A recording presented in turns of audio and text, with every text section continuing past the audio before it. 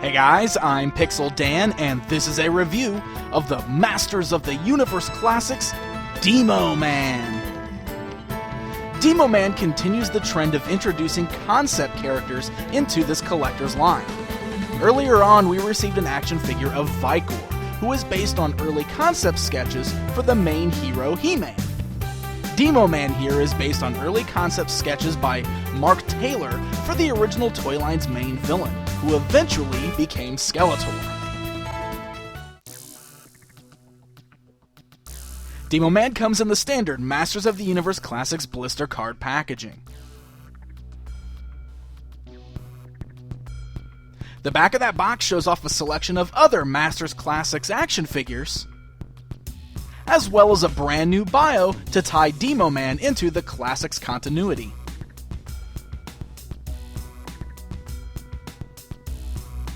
So as I mentioned, Demo-Man is based on a concept sketch by Mark Taylor. The figure features quite a bit of new sculpting details, and he does a pretty great job of capturing the look of the original drawing. His skull-like face features a long beard and kind of gives off that Viking vibe similar to Vikor himself. Now it's really hard to ignore this, and I know you're already thinking it, so let's get this out of the way now. He's bright. Like, really bright. Like, neon green, practically glowing in the dark bright. I'm not sure why the decision was made to go with this skin tone. The original prototypes for this figure shown off were not at all this bright of a green. Betting he was never intended to be this radioactive green color.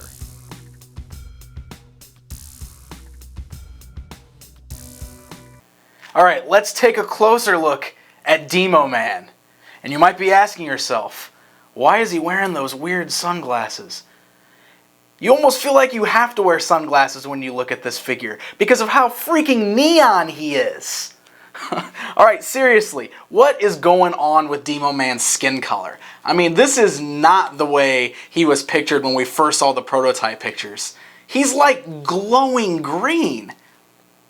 I don't know, I am not real sure. When I actually got this figure in hand, I actually couldn't believe how bright he was. And trying to figure out how to even photo him for this review is kind of hard because the lights just illuminate off of this figure because he's so bright. I don't know, I really kind of wish that his skin tone was a little darker like the prototype pictures instead of what we got on the final figure. He's like glow in the dark green. That's how bright this is. It's crazy. I bet he glows in the black light. Even though he's got that really bright green skin tone, I mean, there still is a good amount of shading and detail on the skin, which I do really like. So it's not just a solid, bright neon green, but man, he's so bright. Alright, moving on to the actual figure himself. Pretty much what we got going on with Demo-Man, he's a standard male buck, but he does have quite a few new pieces added onto him. First of all, he's got these awesome new feet with these really wretched toenails. I mean, look how funky those toenails are. That is crazy. So those are brand new feet. First time we're seeing those. You can see they are the newer style where they don't have the ankle pins, which is really nice. The joints are really tight. They kind of have that locking thing going on, so they aren't loose at all. He stands really, really well, so that's awesome right there. We got a new loincloth piece. It is nice and flexible and soft, so it does not hinder his articulation at all. You can see you can move his legs forwards all the way in splits positions. You can get them split outwards, so he will, if you want to sit him on a steed or battle cat, swiftwind, anything like that, he should have no problem sitting there. The wrists have a cool new little piece there. It does look like they are sculpted to the forearms, so the forearm piece is probably a new. Oh no, it is attached, but it is stuck in place. So there's no actual articulation cut at the top. But the wrists do turn per usual. The hands might actually be new as well, because they do also have the same pretty funky looking nails going on. I love that. That is a really cool little touch. He sports this really cool, like, spike on his elbow, or kind of right up on his bicep on the right arm there. It is a removable piece, as you can see. They just kind of slid it over the arm. However, because of the spiked bracelet, you really can't just slide it off the arm. I mean, the spiked bracelet gets in the way. I bet if you worked at it enough, you could probably remove it if you wanted to. But it is a separate piece just sitting on the arm there. Of course, the head articulation is actually pretty good. He's got the long beard in the front. It's got a little bit of pliability to it, but nothing too flexible. But it doesn't get in the way at all. You can see he still turns his head fully left, right. You can move it up and down pretty good. It doesn't really get in the way too bad, which is really nice. Now, you might notice that this shoulder piece up here is kind of bobbling around a little bit. It's kind of an interesting touch there because this the shoulder pad's just kind of sitting on his upper body outfit. Man, I can't even talk tonight. And it's real loose. You can see it just kind of bobbles around, just kind of floats there. It's real pliable. Like, you got this one piece, it's just kind of like dangles out here. It's not really attached to anything. It's kind of strange. There's this weird little piece of, I guess, hair right here.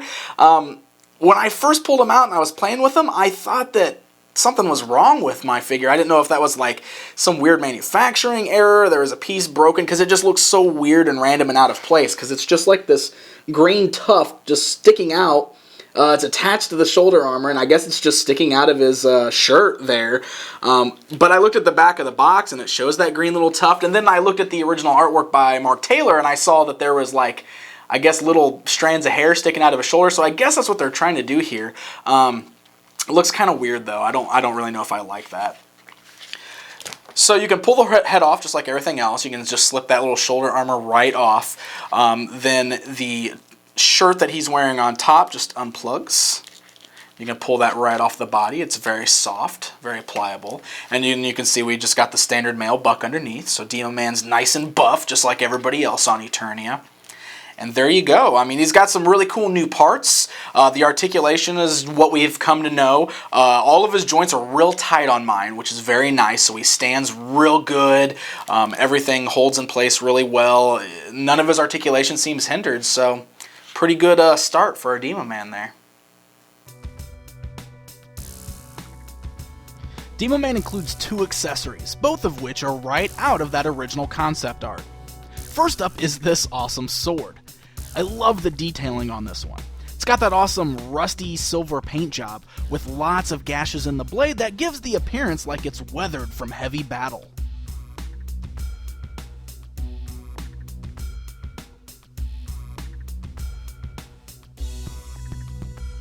He also includes this Morning Star accessory. It's got that same rusty silver paint job as the sword. The entire weapon is made of a stiff plastic, so the rope piece is actually molded and stuck in the position that you see it.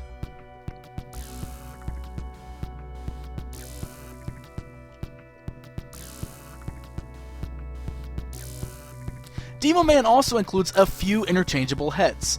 Sort of. First, let's look at this one.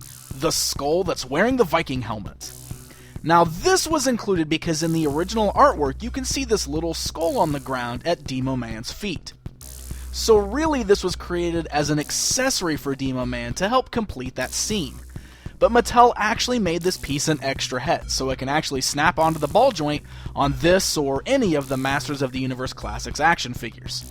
It's an interesting idea, I guess, except it kind of looks dumb. Seriously, it's obvious that this is not at all what this was meant for. It's too small, it's missing the lower jaw, so it just looks way out of place sitting on the standard Masters of the Universe Classics buck. It actually kind of reminds me of something out of Beetlejuice with that small head. I'll be leaving this simply as a display piece to sit at Demo-Man's feet.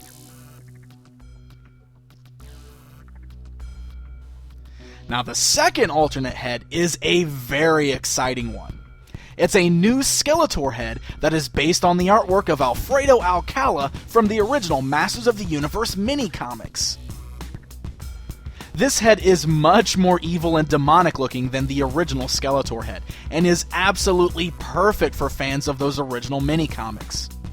You can plug the head onto any of your pre-existing Skeletor bodies, such as the original one, or the Toys R Us 2-pack version, or even Battle Armor, although I must say that the color seemed to match the best on that standard Skeletor figure. You can also use the head on the Demo-Man body if you want, though it does look a little odd. The only thing that really matches is the bright green of his skin. It's actually the same color as Skeletor's skull. I'm actually starting to wonder if this was the reason for the color on Demo-Man now. The purple hood still throws off the overall look though, because it doesn't really match Demo-Man's tunic. So I will be using this head on an extra Skeletor for sure.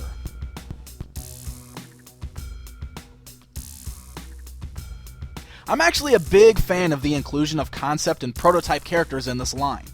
It's like getting a piece of Masters of the Universe history made in plastic form. After getting that awesome figure of Vikor, I was very pleased to add Demo-Man to the display. Although I wish his skin color were a little toned down, I do still really like this figure. The sculpt and details are all awesome, and the inclusion of the Alcala Skeletor head is a major bonus. In fact, that might even be my favorite part of this entire figure. But it is also pretty awesome recreating Mark Taylor's original artwork right there on your toy shelf. Demo-Man will be available on MattyCollector.com on December 15th, 2011, and is part of the 2011 Club Eternia subscription. Until next time.